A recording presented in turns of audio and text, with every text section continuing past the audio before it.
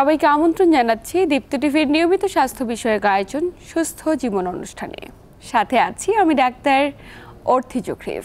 দর্শক, গোড়ালি ব্যথা এমন একটি সমস্যা যারা দীর্ঘদিন এই ব্যথাটির সাথে ভুগছেন কেবলমাত্র তারাই জানেন এটি আপনার দৈনন্দিন জীবনযাত্রাকে কতটুকু প্রভাবিত করতে পারে।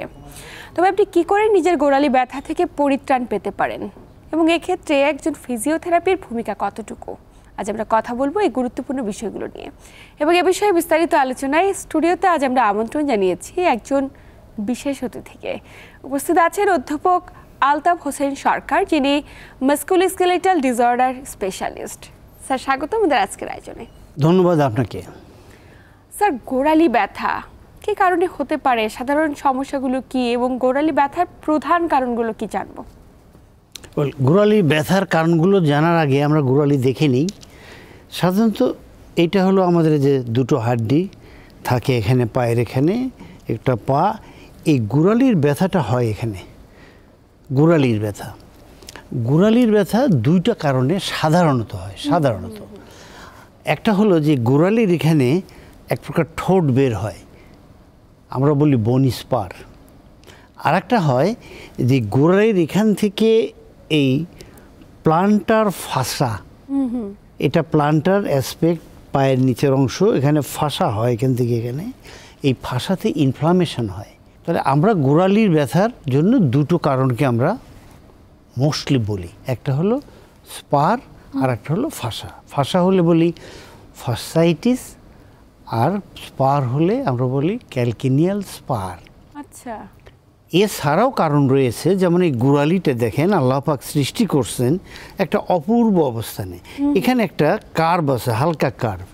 আমাদের পা যদি ভিজা থাকে, পানি থাকে পায়ে, আমরা যদি ফ্লোরে হাঁটি তাহলে অনেক সময়ই দেখা যায় যে পা আছে, একটা কার্ভও আছে এখানে। যখনই আপনার পায়ের আর্চ থাকবে না, আপনার বডি ওয়েট পড়বে, তখনই আপনার পায়ে ব্যথা হবে। এটা একটা কারণ। পায়ের মাংস যদি কোনো কারণে পায়ের এখানে কি হয়, দুর্বল হয়, অথবা আঘাত লাগছে, সে কারণে মোবিলিটি কমে গেছে, তার জন্য ব্যথা হতে পারে। পায়ের নিচে ব্যথা হয়, গোড়ালিতে ব্যথা হয়, বিভিন্ন জায়গায় ব্যথা হতে পারে। এখন আবার ফিরে আসব আমার সেই চিরাচরিত কথা, কি অ্যাসেসমেন্ট। আপনি পায়ের গোড়ালির ব্যথা নিয়ে আমার কাছে এসছেন, তো পায়ের গোড়ালির ব্যথার কারণ কি, এর উপরে আমি একটা ভিডিও তৈরি করছি যেটা প্রায় 2 কোটি লোকের বেশি দেখেছেন। আচ্ছা, পায়ের গোড়ালির ব্যথা, এবং তারা কমেন্ট করেছে তারা ভালো বোধ করে, পায়ের গোড়ালির ব্যথার এক্সারসাইজ করে ভালো বোধ করে। এই পায়ের গোড়ালির ব্যথার আর একটা কারণ থাকে, এইটা আমরা অনেকেই চিন্তাও করি না। আপনার সাইটিক নার্ভ হাঁটু থেকে এসে যখন 2 ভাগে ভাগ হয়, একটা একদম পায়ের গোড়ালির পাশে চলে যায়, এই ভিতর দিক দিয়ে, এই পাশ থেকে। তো ওই নার্ভে যদি কোনো প্রবলেম হয়, কষ্ট হয়, কন্ট্রাকশন হয়, তাহলে পায়ের গোড়ালির ব্যথা হতেই পারে। আচ্ছা, তার মানে পায়ের গোড়ালি ব্যথা নানাবিধ কারণেই হতে পারে, কিন্তু ব্যথাটি ঠিক কি কারণে? আপনি এই কারণে বারবার বলছেন অ্যাসেসমেন্ট। কিন্তু অ্যাসেসমেন্ট আমরা করছি না, কিন্তু পেন কিলার ওষুধ খাচ্ছি দীর্ঘদিন ব্যথানাশক ওষুধ খেয়ে আসলে কতটুকু ক্ষতি করছি নিজের, এটা জানাটা খুব জরুরি। আমি বলবো যে আপনি কোনো ওষুধ খাবার পূর্বে অবশ্যই একজন চিকিৎসকের পরামর্শ নিন। হাতের নাগালেই ডাক্তার। আর আমাদের এই চিকিৎসা ব্যবস্থা গত 50 বছর থেকে এ পর্যন্ত, গত 30 বছর থেকে এ পর্যন্ত, গত 10 বছর থেকে এ পর্যন্ত প্রচুর পরিবর্তন। একদমই, এত ভালো স্পেশালিস্ট। আমি আপনাকে একটা উদাহরণ দেই, যে একসময় হার্ট অপারেশন করার জন্য আমার নেইবারিং কান্ট্রিতে লোকজন যেতেন, একদমই সাথে নিতেন 10 জনকে, ব্লাড দিতে হবে, এ করতে হবে, ও করতে হবে। আর আজকে আমাদের দেশে, বিশেষ করে ঢাকা শহরে, প্রতিদিনে কত হার্টের অপারেশন হচ্ছে। একদমই, এবং সফলতার সাথে। সফলতার সাথে। রেট অফ অপারেশন এত সফল চিন্তাই করা যায় না। একদমই। এবং স্যার ফিজিওথেরাপির চিকিৎসাগুলোতে নতুন নতুন প্রসিডিউর এসেছে, জি। আমরা কেন শুধুমাত্র মেডিকেল টার্মগুলোকে ব্যবহার করছি বা একজন স্পেশালিস্টের কথা বলছি? এই যে যখন ফিজিওথেরাপির বিভিন্ন স্পেশালিস্ট যারা রয়েছেন, মাস্কুলোস্কেলেটাল ডিসঅর্ডার স্পেশালিস্ট যারা বলছি আমরা, তারাও স্যার যখন চিকিৎসা করে প্রযুক্তিতে অত্যাধুনিকতা এসেছে। ইয়েস, এই পায়ের গোড়ালির ব্যথার কথাই ভাবি। এই পায়ের গোড়ালির ব্যথা আমি একসময় চিকিৎসা করতাম, এখানে একটা আর্স তৈরি করতাম, আর্স, শক্ত আর্স তৈরি করতো আর্টিফিশিয়াল লিম্ফ অ্যান্ড ব্রেস যারা স্পেশালিস্ট, আর্স তৈরি করে এখানে লাগানো হতো। এখনও শুক্তার উপরে পায়ের গোড়ালি এক প্রকার জেল জাতীয় একটা এরকম মোটা একটা জিনিস আছে, ওটা গোড়ালিতে লাগানো হয়, কেউ কেউ লাগায় এখনও। কিন্তু আমি একসময় করতাম ওভাবে, কিন্তু এখন করি না। আপনার আর্স কমে গেছে, তো প্যাসিভলি একটা আর্স বসায় দিয়ে উঁচু করে রাখলে ওইটা সরালে তো আর্স আগের মতোই হবে, লাভ কি? তাহলে আপনার মাথার ভিতরে নিতে হবে আর্স মেইনটেইন করে, মিডিয়াল আর্স বিশেষ করে কোন কোন মাসেল, এটা আল্লাহ পাক আপনাকে তৈরি করে দিছে। আল্লাহ বলছে এই মাসেল তোমরা এইগুলো, এই মিডিয়াল আর্স মেইনটেইন করো। অনেক কারণেই মিডিয়াল আর্স মেইনটেইন হয় না, অনেক বাচ্চাদের মিডিয়াল আর্স থাকে না। তাহলে আমরা কেন ওই আর্স তৈরি করব? আমরা আল্লাহর প্রদত্ত যে মাংসগুলো আছে ওকে ট্রেন করব। একদমই তাই। এক্ষেত্রে আমি আর একটা উদাহরণ দিই, তাহলে আরও ভালো বোঝা যাবে যে আল্লাহ প্রদত্ত মাংস। আমাদের যাদের মাজা ব্যথা হয় তারা আমরা বেল্ট ব্যবহার করি, ব্যাক বেল্ট, পেলভিক কোরসেট বলি। কিন্তু আল্লাহ পাক আমাদের পেটের মধ্যে ট্যানাস ভার্সাস অ্যাবডোমিনিস মাসেল দিয়ে দিছে, সে ব্যাক বেল্ট হিসেবে কাজ করে। তা আমি যদি ওই মাসেলকে স্টিমুলেট করি, ওই মাসেল যদি রিএডুকেট করি, মানুষকে ব্যবহার করার জন্য তার মাথার মধ্যে ঢুকিয়ে দেই, তাহলে তো আর বেল্ট ব্যবহার করতে হবে না। একদমই তাই। ঠিক তেমনই মিডিয়াল আর্স ব্যবহার করার দরকার হচ্ছে না। আপনি গোড়ালির ব্যথা হয়েছে, এখানে একটা ফোমের একটা জেলের একটা কিছু আর্স ব্যবহার করলেন বা একটা কিছু ব্যবহার করলেন, ওটা আমি বলবো নো। আপনি প্র্যাকটিক্যালি যেটা আছে ভিতরে ওইটা ব্যবহার করেন না, ওইটা স্টিমুলেট করেন, করে ওটাকে শক্তিশালী করেন। কারণ আমাদের মধ্যে ফিক্সড হয়ে আছে যে আমাদের গোড়ালিতে ব্যথা, তার মানে নরম কিছু একটা জুতার সাথে ইউজ করতে হবে, সেটি ব্যথাটাকে কমিয়ে দেবে। কিন্তু ওটা সরালে ওটা কেন কমবে? আপনাকে এইটাকে দুটোভাবে করা যেতে পারে। একটা হলো যে আপনার এখানের মাংসগুলোকে আপনি শক্তিশালী করলেন, সে মেইনটেইন করবে আপনার ওটা। আর একটা হলো যে নার্ভটা ওখানে গেছে এখান থেকে, আপনি নার্ভকে মোবিলাইজ করে দেন। আচ্ছা, নিউরাল মোবিলিটি যেটা করি আমরা, মোবিলাইজেশন করে দিই। এবং এটা প্রমাণিত, প্রচুর রিসার্চ আছে, প্রচুর রিসার্চ আছে। আপনি এই যে মিডিয়াল ম্যালুলাস, এই মিডিয়াল ম্যালুলাসের নিচে এখানে পাওয়া যায়। আপনি এইটাকে মোবিলাইজ করেন আস্তে আস্তে, আপনি একটা স্ট্রেচ করেন আস্তে আস্তে, আপনি এই যে এই নার্ভ যে মাংসে আপনাকে সাপ্লাই করছে তার শক্তি বাড়ায় দেন। তার কাজ কি কাজ? এই তোমাকে তৈরি করা হয়েছে কেন? এই কাজ করার জন্য, তুমি সেই কাজ করো। তাহলে তো আপনার আর প্যাসিভ কোনো জিনিস ব্যবহার করতে হবে না, রোগী ভালো বোধ করবে। একজন ব্যক্তি রাতে ঘুমিয়েছেন, গোড়ালি ব্যথা, কিন্তু সকালে ঘুম থেকে উঠে পা ফেলতেই তীব্র কষ্ট, এবং তিনি যখন ঘুম থেকে উঠে প্রথম স্টেপটা ফেলেন তারপর থেকে তার যন্ত্রণা শুরু হয়, এবং যতগুলো স্টেপ ফেলতে থাকেন অন্তত 1-2 ঘন্টা তো ব্যথা তীব্র থাকেই। এই বিষয়গুলো আসলে স্যার কী কারণে? আমাদের কাছে রুগী আসে যখন আমাদের প্র্যাকটিসে, তারা এসে বলে সকালে ঘুম থেকে উঠে পা ফেলতে পারি না, যদি কষ্ট করে একটু ফেলি, খানিকক্ষণ হাঁটলে চললে ফিরলে ভালো একটু বোধ করি। সবই এই প্লান্টার ফ্যাসাইটিস। প্লান্টার রিজনে যে ফাঁসা আছে সে আপনাকে পা ফেলতে কষ্ট দেয়, কারণ সে সিক। সে যখন ব্যবহার হয় না, সে যখন ফাংশন করে না, তার কি থাকে, তার সার্কুলেশন কমে যায়। আচ্ছা, সে যখন ফাংশন করে না, তার সংকোচন এবং লম্বা হওয়া এবং প্রসার করা কমে যায়। একদমই। তো যখন এটা করতে যায় তখনই তার ব্যথা হয়। আবার ওই রোগী কিন্তু বলছে যে আমি একটু হাঁটার পরে আমার ব্যথা অনেকটা কমে যায়, তবে ব্যথা রয়েছে, চলুন না ওকে আমি একটু লম্বা করে প্রসারিত করে দিই, আচ্ছা এরকম থাকে। বসে থাকলে পাটা এরকম থাকে, আমরা এখানে ধরে সুন্দর করে তাকে স্ট্রেস করে হোল্ড করে রাখলাম। আবার যতক্ষণ সময় আমি হোল্ড করলাম আমি ছেড়ে দিয়ে ততক্ষণ সময় রিল্যাক্স করে রাখলাম। এটা বেশ কয়েকবার করার পরে রোগী বলবে যে আমি আগের চেয়ে এখন অনেক ভালো আছে, অনেক ভালো বোধ করি।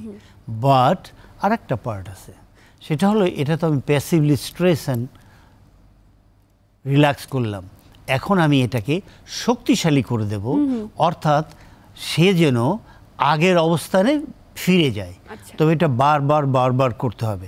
এখন এইটা সিম্পল একটা এক্সারসাইজ আছে। একটা টাওয়াল আপনি ফ্লোরে দিয়ে দেন, রুগী চেয়ারে বসছে, বসে এই টাওয়ালটাকে এরকম আঙ্গুল দিয়ে টানবে, আচ্ছা আঙ্গুল দিয়ে টানবে। প্রথম দিকে 2-3 বার টানলে আর পারে না, বলেন পারি না, ক্লান্ত, ব্যথা। গ্র্যাজুয়ালি ক্লান্ত অবস্থান চলে গিয়ে সে করতে পারবে, ব্যথা আস্তে আস্তে কমে যাবে, সে করতে পারবে। এরপরে রুগীকে আমরা বসিয়ে অথবা শুয়ে এই পায়ের আঙ্গুলকে বলি আপনি এরকম টানেন, আমরা সেখানে সে পায়ের আঙ্গুল যখন টানে আমরা হাত দিয়ে প্রিভেন্ট করি, অর্থাৎ রেজিস্ট করি। আচ্ছা তার রেজিস্ট করলে তার কি হয়, তার মাসেল পাওয়ার বাড়ে।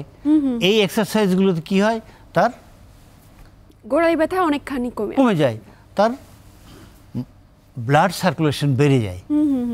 অ্যান্ড ফাইনালি তাকে শিখিয়ে দেই যে আপনার পাটা এরকম আছে, আপনার এই ভিতরের দিকে যে মোটা বড় যে উঁচু জায়গাটা আছে তার এক আঙ্গুল নিচে আপনি এখানে চাপ দেন, দিয়ে এটাকে এরকম ফ্রিকশন করেন। আচ্ছা। অর্থাৎ আপনার এখানে যে নার্ভটা এখান দিয়ে যাচ্ছে সেটাকে আপনি নিউরাল মোবিলাইজেশন করেন। করলে দেখবেন যে কয়েকদিনের মধ্যেই সে বলে আমার আগের মতো কষ্ট তো নাই, সকালে ঘুম থেকে উঠে দেখছে আমার আর আগের মতো ব্যথা হয় না, আমি অনেকক্ষণ পা ঝুলিয়ে অফিসে বসে কাজ করলে আমার আর পায়ে ব্যথা হয় না। আচ্ছা মানে এক্সেলেন্ট ট্রিটমেন্ট, যে চিকিৎসার সাথে আমরা অধিকাংশ সময় জড়িত নই। তাহলে আমরা নিজেরাই পারি যদি আমরাই পারি। সচেতন হই। Yes. মানে এটার জন্য যে খুব বেশি টাকা খরচ করতে হচ্ছে, অনেক বেশি মেডিসিন খেতে হচ্ছে, ওষুধেরও তো পার্শ্ব প্রতিক্রিয়া থাকে প্রত্যেকটি মেডিসিনের।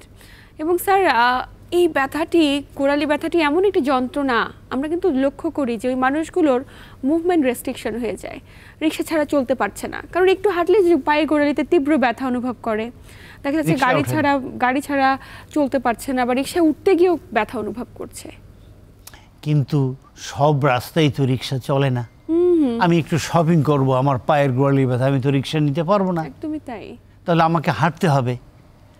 তাহলে আমরা বা আমার সেন্টারে বা আমার প্র্যাকটিসে আমি এবং আমার টিমের সদস্য আমরা এই ভেতরে যে মিডিয়াল আর্টস ব্যবহার করা হয় এইটাই আমরা একমত নই, আমরা ব্যবহার করি না, তাতে আমাদের রোগীরা ভালো বোধ করে। আচ্ছা। পায়ের গোড়ালিতে সিলিকন প্যাড যে ব্যবহার করা হয় এটা আমরা এখন করি না। আমরা কি করি, আমরা মাসেল পাওয়ার বাড়াইয়ে দিই। আমরা মাসেল পাওয়ার বাড়ানোর আগে আমরা এটাকে স্ট্রেচিং করি। আচ্ছা। আমরা তার আগে তার মিডিয়াল আর্টস দেখি, মিডিয়াল আর্টসের যে সমস্ত মাংসগুলো আছে তারা সঠিক কাজ করছে কিনা। এর পরেও আর একটা জিনিস দেখি, এই একদম পায়ের এই একদম টিপ অফ দ্য টোজ থেকে শুরু করে অ্যাঙ্কেল পর্যন্ত আমরা আস্তে আস্তে আস্তে আস্তে মোবাইল করে দেখি তার কোথাও মোবিলিটি প্রবলেম আছে। এই পায়ের গোড়ালির ব্যথার জন্যে, সঠিক হাঁটতে না পারার জন্যে, কোনো না কোনো একটা জয়েন্টে যদি তার মোবিলিটি কম থাকে সে আর হাঁটতে, ওই চিকিৎসা করার পরও ভালোভাবে হাঁটতে পারবে না, কারণ ব্যথা প্রডিউস করবে। সে যখন হাঁটতে যাবে পায়ে চাপ দেবে, অন্যগুলো মুভ করবে, ওই একটাই মোবিলিটি কম, ও মুভ করবে না, তখনই তার ব্যথা হবে এবং তখনই রুগী এরকম করবে, না ব্যথা হচ্ছে, পাথর দিতে পারছি না। এছাড়াও আর একটা জিনিস আমরা দেখি, উনি যে জুতো পরেন, আচ্ছা, সে জুতোর শেপ অ্যান্ড সাইজ ঠিক আছে কিনা। অনেকেই জুতো পরতে পরতে দেখা যায় হিল একদিক থেকে ক্ষয় হয়ে এরকম বাঁকা হয়ে গেছে। আচ্ছা। অনেকেই জুতো পরতে পরতে ভিতরে পাগুলো এমনভাবে দেবে গেছে যে শেপ অ্যান্ড সাইজ ঠিক নাই। মানে জুতাটাকে যেন নিট এন্ড ক্লিন থাকে, মানে Yes.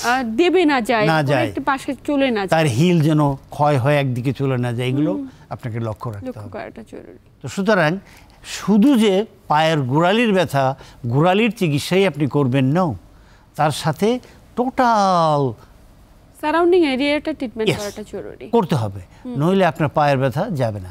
একটা প্রবলেম যদি তার হয়ে থাকে, এখানে ব্যথা থাকবেই, ব্যথা ভালো হবে না।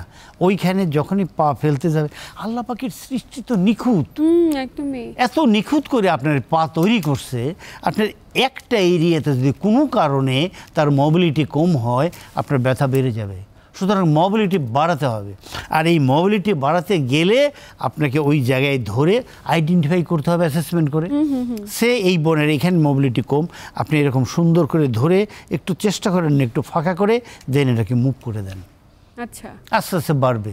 আপনি এরকম ধরে রাখেন, রুগীকে বলেন আপনি মুভ করেন, তাহলে তার মাসেলগুলো অ্যাক্টিভ হবে। Muscle activation is very important, নিশ্চয়ই তাই। Muscle stretching is important, muscle strengthening is important, পায়ের টোটাল টেক কেয়ার করা ইজ ভেরি ইম্পর্টেন্ট।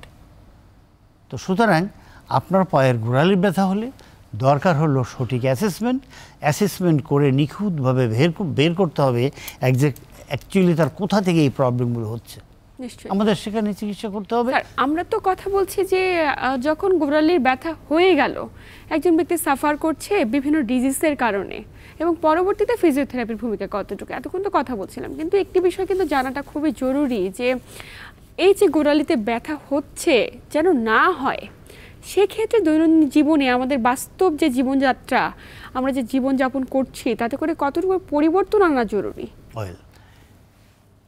খুব সুন্দর প্রশ্ন, ইম্পর্টেন্ট প্রশ্ন, কিন্তু অধিকাংশ লোক আমরা যারা, তারা অসুস্থ না হলে সুস্থ থাকার চিন্তাই করি না। একদমই তাই। যদি আমরা বলি prevention is better then cure, তাহলে এখানে একটা উদাহরণ দিই। যেমন আমাদের প্রত্যেকটি লোকের দরকার শ্বাস প্রশ্বাসের এক্সারসাইজ, তাহলে আমরা সুস্থ থাকব। বিশেষ করে যাদের বয়স হয়েছে, শ্বাস প্রশ্বাসের এক্সারসাইজ মাস্ট। ঠিক তেমনই পায়ের যত্ন নেওয়া দরকার, আমাদের প্রতিদিন পা পরিষ্কার করা দরকার, পায়ের যত্ন নেওয়া দরকার। ফুট স্পেশালিস্ট আমাদের দেশে আছে, তাদের অ্যাডভাইস নেওয়া দরকার। আর আমার নিজের দরকার পা মুভ করে যে কোথাও কোনো ব্যথা বেদনা হয় কি না। আমি যে জুতোগুলো পরছি, একটি জুতো যেন প্রতিদিন না পরি, পরিবর্তন করে, যদি আমার অ্যাবিলিটি থাকে পরিবর্তন করে পড়তে হবে। জুতা রোদ্রে দেওয়া খুব ইম্পর্টেন্ট। আচ্ছা, জুতা রোদ্রে দিয়ে শুকানো ইজ ভেরি ইম্পর্টেন্ট। তো এই জিনিসগুলো যদি আমরা করি, পায়ের এক্সারসাইজগুলো করি, একজন ফুট স্পেশালিস্টের পরামর্শ নেই, তাহলে আমরা প্রিভেনশন করতে পারবো। এবং আমরা বলবো prevention is better then cure. আমরা কিওর করার চেয়ে আমরা এখানে ভালো থাকবো পায়ের ব্যাপারে। একদমই স্যার, আমরা আলোচনার একদম শেষ প্রান্ত অত্যন্ত কিছু গুরুত্বপূর্ণ তথ্য দিয়েছেন। আমার মনে হয় যারা এই রোগটি নিয়ে ভুগছে দীর্ঘদিন, তাদের জন্য অনেক উপকার হলো, এবং যারা এখনও আক্রান্ত হয়নি তাদের ক্ষেত্রে এই যে আমাদের জীবনযাত্রার পরিবর্তন হবার কারণে যে আমাদের পরিবর্তন আনায় কিছু তথ্য পেলাম আমরা নতুন, সেগুলো হয়তো দৈনন্দিন জীবনে, আমাদের প্রাত্যহিক জীবনে অনেক বেশি কাজে লাগবে। আপনাকে আন্তরিক ধন্যবাদ। আপনাকেও ধন্যবাদ। প্রিয় দর্শক, আলোচনার মাধ্যমে কিছুটা বুঝতে পেরেছি যে গোড়ালি ব্যথা নিয়ে কখনোই অবহেলা নয়, অবহেলা করলে এটি হতে পারে আপনার তীব্র ক্ষতির কারণ। আসুন, যদি গোড়ালি ব্যথায় কেউ আক্রান্ত হয়ে থাকে, অবশ্যই একজন বিশেষজ্ঞ চিকিৎসককে দেখিয়ে সুনির্দিষ্টকরণ করি, এবং তার পরবর্তীতে ফিজিওথেরাপি কিন্তু একটি বড় ভূমিকা রয়েছে। একজন ফিজিওথেরাপিস্টের কাছে গিয়ে আপনার কী ধরনের এক্সারসাইজগুলো প্রয়োজন, যেগুলো আপনার এই গোড়ালি ব্যথাটাকে চিরতরে নিয়ন্ত্রণ করতে সহায়তা করে, সেগুলো করি। এতক্ষণ সাথে থাকার জন্য সবাইকে আন্তরিক ধন্যবাদ জানিয়ে আমি ডাক্তার অর্থী আজ এখানেই বিদায় নিচ্ছি। সবাই ভালো থাকুন, সুস্থ থাকুন।